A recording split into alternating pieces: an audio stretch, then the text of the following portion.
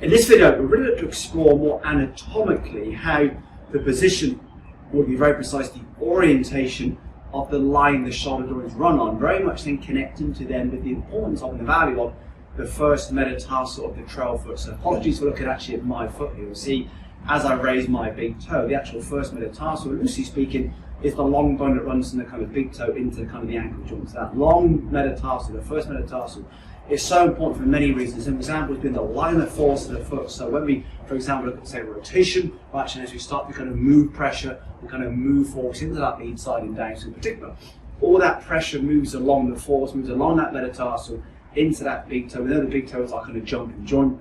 And also more anatomically, many of the connecting tissues that kind of go into, for example, the glutes, up into, say, the kind of lumbar spine, actually connect into that big toe. So the big toe on many levels, which we'll actually discuss in more detail in a different tutorial, is so influential on anatomy, engagement, muscle activity, for example. But certainly when we look at the foot in a very, very more kind of biomechanical observation, how we move force through that foot, how we move force along that foot, very much goes along that long bone, that first metatarsal into that big toe. And equally so, the big toe in many ways is the elastic point of rotation. To actually rotate, in this for example, me as a right-handed player, so in that counterclockwise, that anti-clockwise direction, we have to rotate through and off that big toe to in essence then move in that kind of counterclockwise, anti-clockwise direction. So kind of in a very, very loosely speaking sense, that long bone, the first metatarsal, the line of force of the foot, the big toe, the elastic point of rotation, are so influential in essence on how we rotate in downswing, how we move pressure in downswing along that long bone into the base of that big toe. So one thing we can really then look to explore is how can we best orientate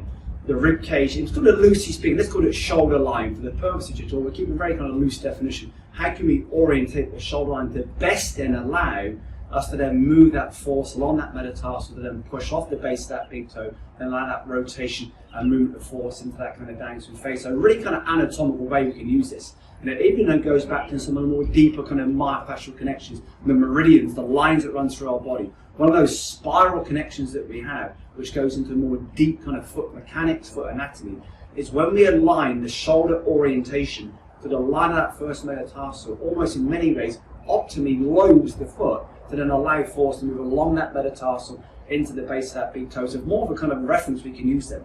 And certainly you'll get a much more realistic and much more representative view of this when you actually kind of play this and explore it yourself, rather than often kind of watching it perhaps, say, for example, kind of more 2D or mirror-based formats. So as you make a rotation through backswing, it's can we align the line of the shoulder joints as you move through backswing to the line of that first metatarsal. So once again, as we rotate through backswing to fully load to get pressure into that foot, to actually align them the force, so the rotation that we produce through the spine and the rib cage in particular actually aligns with then the line or the direction of the first metatarsal. How do we align those forces?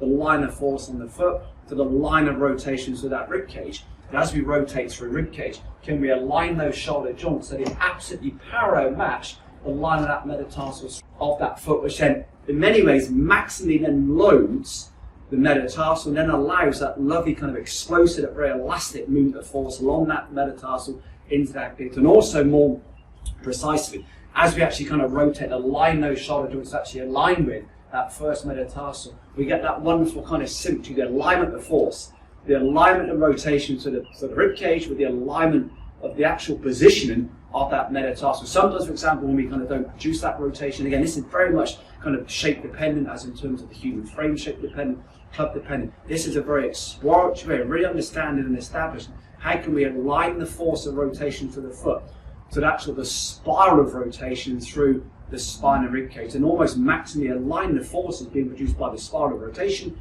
to the line of force, the metatarsal in that trail foot. So once again, as we rotate through backswing, can we align those shoulder joints? So you as the player now, as you look down conceptually through the awareness that you have, can we get the shoulder joints to match the line of metatarsal of that foot, which then allows us that lovely explosive rotation, that lovely movement, that pressure and force into that lead side and down. And actually play with either ways. For example, make some rotations and actually then don't allow, almost kind of stop the rotation of that rib cage so the shoulder joints do not align with that first metatarsal. And then just start to explore for them, for example, one's ability to move pressure, move force into that lead side, so very much those primary action forces, alongside that lovely rotational elasticity in downswing. And almost, if you have the kind of ranges to produce this, actually go beyond that metatarsal and really start to then see what direction in particular then moves the force and pressure, certainly through the floor as you move through downswing. It's a way of almost, in some ways, optimally aligning that metatarsal of the foot to the spiral forces produced through rotation, mainly through that kind of thoracic rib cage,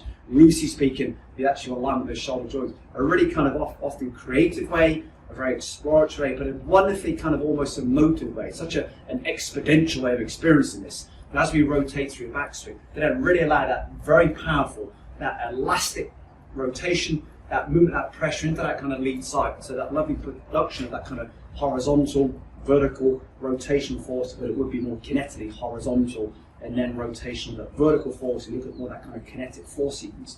A really cool way of playing this is rotate those shoulder joints so they actually align with that metatarsal, and really start to then play with how it allows you to then be that lovely elastic movement, that pressure and force and downswing. So using that metatarsal to line up those shoulder joints can be a really powerful, very emotive way to then really start to explore more elasticity and rotation, and also much more explosive movement of that pressure into that kind of lead side, both in that horizontal, vertical and that rotational way as you move into that downswing phase.